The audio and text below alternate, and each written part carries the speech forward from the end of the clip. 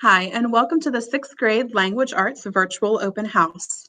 We're going to take a minute to introduce ourselves as your child's 6th grade language arts teachers, and then we're going to go through and present to you information for language arts for this year and the expectations for you and your child. My name is Andrea Murdick, and I will sometimes have a co-teacher with me, and her name is Lisa Smith. Hi, I'm Sarah Coulter, and my co-teacher during Core 2 is Mary Jo Beer. Hi, and I am Marcy Harris. So throughout the first semester, we have 2 quarters. In quarter one, our focus is the hero's journey. Students will do some fiction reading and writing. Students will do some narrative writing in the form of their My Own Hero's Journey stories. And students will learn how to craft organized ACE method paragraph responses. During quarter 2, our focus is Voices of Adversity. We'll read and learn about the Middle Ages. Students will read and write poetry. They will also do some argumentative writing. We wanted to talk about grading and homework practices today.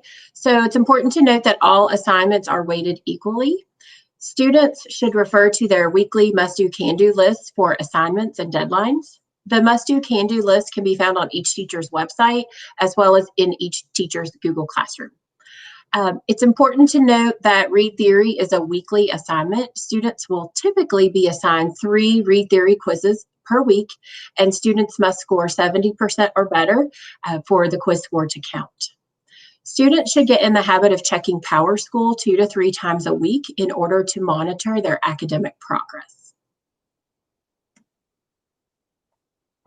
And to add on to what Ms. Coulter was saying about PowerSchool, students are going to access their PowerSchool through MyWakeID, but parents also have the ability to access their students' grades. One thing that we have talked about with the students is that when they are in PowerSchool, if they click on the average for the course, then they can see detailed information for each assignment rather than just the average.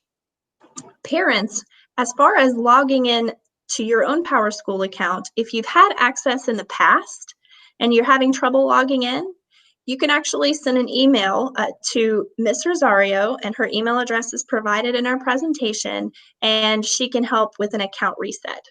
If you've never had access to the parent portal, she can also help you get a new account. The information that you'll need to provide to her is provided here in the presentation, and if you do that, she'll get you set up so that you can access your students' grades. I'm also going to talk a little bit about the expectations that we have for our students in language arts. Students should be attending every class on the assigned day and stay the entire time.